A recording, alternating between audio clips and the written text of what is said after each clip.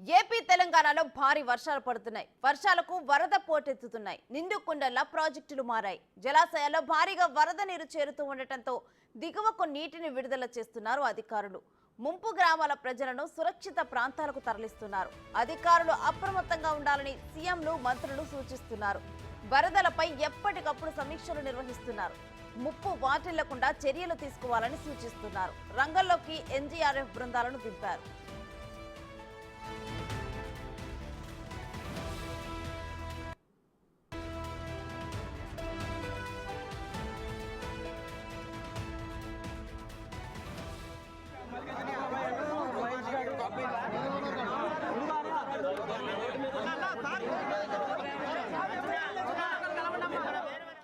భద్రాద్రి కొత్తగూడెం జిల్లాలోని అశ్వరావుపేటలో పెద్ద వాగుకి గండు పడింది. దాదాపు 250 మీటర్ల పొడవున గండు పడిందని అధికారులు చెబుతున్నారు.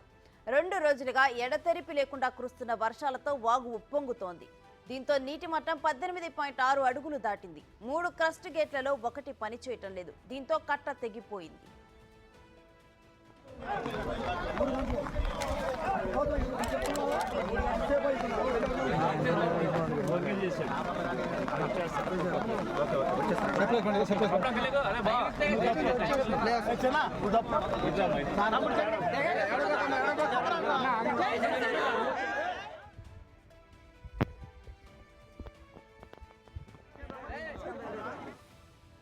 దీంతో ముంపులో ఉన్న గ్రామాల ప్రజలను తరలించే పనులు నిమగ్నమయ్యారు. అశ్వరావుపేట మండలం గుమ్మడవల్లి, కోయరంగాపూరు, కొత్తూరు, రమణక్కపేట నష్టం జరిగినట్లుగా అధికారులు చెబుతున్నారు.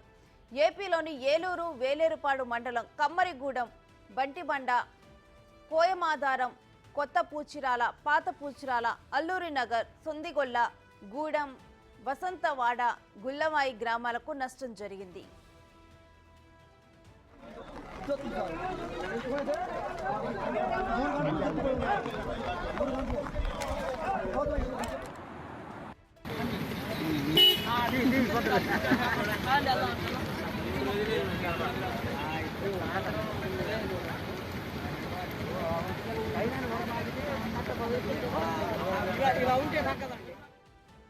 గ్రామాల్లో విద్యుత్ సరఫరా కావటం లేదు. సెల్ ఫోన్లు పనిచేయటం లేదు. దీంతో గ్రామాల్లో ఏం జరుగుతుందో స్పష్టంగా తెలియటం లేదు. ముప్పు ఉన్న గ్రామాల్లో రెస్క్యూ టీంలను దింపారు 2 రాష్ట్ర ప్రభుత్వాలు. ఎప్పటికప్పుడు అధికారులు వరదలపై సమీక్షిస్తున్నారు. ప్రమాదం పొంచి ఉన్న గ్రామాల్లోని ప్రజలను రక్షించేందుకు అధికారులు చర్యలు చేపట్టారు.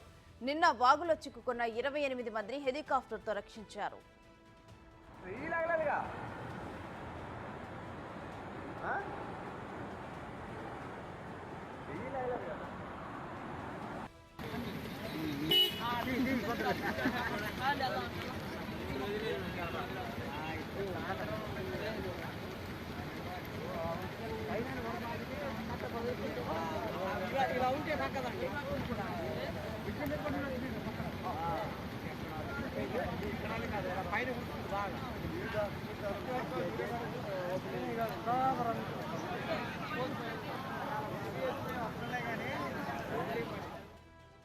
ఏపీలోని బుట్టాయిగూడెం మండలంలో పలు చెరువులు తెగటంతో పెద్దవాగుకి భారీగా వరద వచ్చిందని అధికారులు చెబుతున్నారు.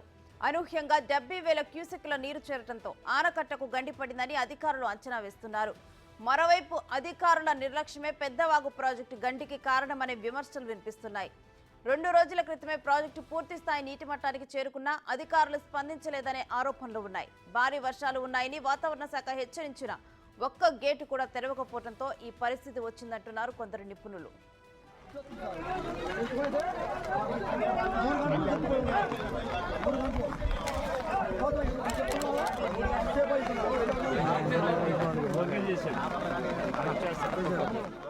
వర్షాలు, వరదలతో ముప్పు పొంచి ఉన్న గ్రామాల్లోని ప్రజలను సురక్షిత గ్రామాలకు తరలిస్తున్నారు. అధికారులు, ఎమ్మెల్యేలు పరిస్థితిని ఎప్పటికప్పుడు సమీక్షిస్తున్నారు. సహాయక చర్యలో ఎన్డీఆర్ఎఫ్ బృందాలను రంగంలోకి దింపారు.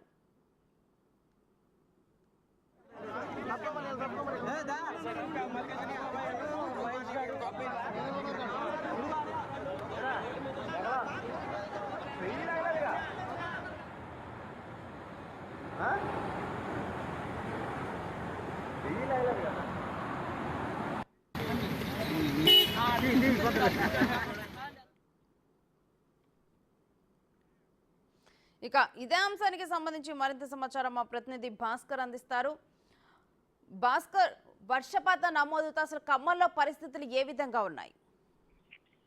ఉమాశ్రీ ఇప్పటికే భద్రాద్రి కొత్తగూడెం జిల్లా అసురాపేట నియోజకవర్గం మొత్తం కూడా ఒక్కసారి జలప్రలయం లెక్క ఉందని చెప్పుకోవచ్చు.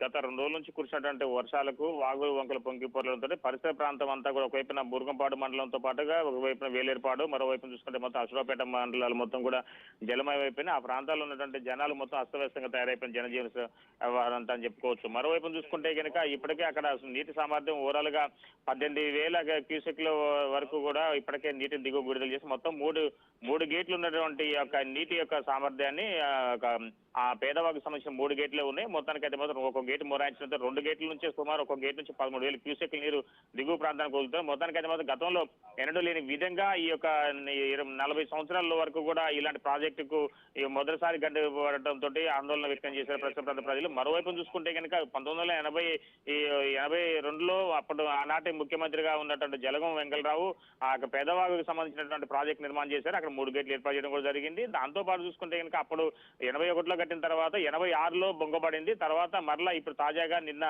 ఒక్కసారిగా 3 ప్రాంతాలు అంటే ఈ దిగువ ప్రాంతం ఎక్కడైతే పై ఎత్తు ప్రాంతం ఉందో ఆ పై ఎత్తు ప్రాంతాలకు పేదవాగుకు సంబంధించి 3 ప్రాంతాలు ఒక్కసారిగా 200 మీటర్ల పైగా గంటమన్నట్టుగా అధికారులు గుర్తించడం కూడా జరిగింది. అయితే దిగువ ప్రాంతంలో ఉన్న ప్రజలు మొత్తం కూడా సుమారు అంటే ఒకవైపు వేలేరుపాడు మండలం అంటే మనకు విడిపోయిన మండలం అది ఖమ్మం జిల్లా నుంచి ఆ విడిపోయిన మండలానికి సంబంధించినటువంటి ఒక 10 గ్రామాల ప్రజలతో పాటుగా అసురాపేట మండలంలో ఉన్నట్టు మరో 5 గ్రామాల ప్రజలు మరో 5 గ్రామాల ప్రజలు మొత్తాన్ని కూడా సురక్షిత ప్రాంతం తరలించారు. సమీపంలో డిగ్రీ కళాశాల కావచ్చు, వ్యవసాయ శాఖ సంబంధించినటువంటి కాలేజీ కావచ్చు, మొత్తానికైతే మాత్రం అందరినీ అందరూ కూడా సురక్షిత ప్రాంతాలు తరలించే నేపథ్యం ఉంది. మరోవైపు చూసుకుంటే కనుక ఇప్పటికే వివిధ ప్రాంతాలకు సంబంధించినటువంటి అంటే ఒకవైపు ఏలూరు కలెక్టర్ కావచ్చు, అదే విధంగా భద్రాద్రి కొత్తగూడెం కలెక్టర్ పార్టీలు మొత్తం కూడా ఇరువురు కూడా సహాయ చర్యల్లో మొత్తం ఉన్నతాధికారులను కూడా ఆలోచించడం జరిగింది. మరోవైపున అదేవిధంగా ఖమ్మం డిప్యూటీ సీఎంగా ఉన్నటువంటి బట్టి విక్రమార్క, వ్యవసాయ శాఖ మంత్రి తుమ్మల నాగేశ్వరరావుతో పాటు రెవెన్యూ శాఖ మంత్రి పొంగులెట్టితో పాటుగా ఆంధ్రప్రదేశ్ చెందినటువంటి మంత్రులు, ముఖ్యమంత్రులు ఇరువురు మంత్రులు కూడా మొత్తానికైతే సహాయ చర్యలు అందించాలని చెప్పి అధికారులు ఆదేశించడం కూడా జరిగింది.